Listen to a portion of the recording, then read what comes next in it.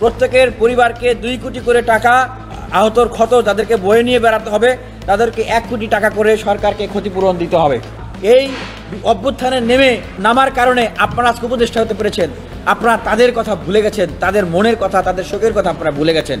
এটা ছিল একটা ষড়যন্ত্র, যার প্রতিক্রিয়া কিন্তু আমরা আজকে দেখতে পেরেছি।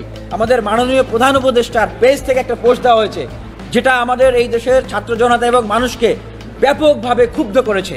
যেই জায়গায় সরকারের কারণেই এই ঘটনাটা ঘটেছে। আমাদের কাছে মনে হচ্ছে যে অনেক কিছুই আসলে এই সরকারের নিয়ন্ত্রণে নাই।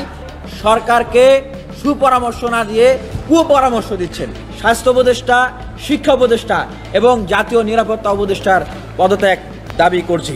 ছাত্রলীগের আন্দোলন বলে ট্যাগিং করে তাদের উপরে হামলা করাকে বৈধ করা হয়েছে। জামাত, শিবির, বিএনপি, অধিকার পরিষদ এই ধরনের ট্যাগিং করে সেই আন্দোলনকে দমন করা হতো। সরকার তার গদি টিকানোর জন্য তাদেরকে আমরা বলতে চাই, আপনারা অভ্যুত্থানের চেতনার বিরোধী কাজ করছেন।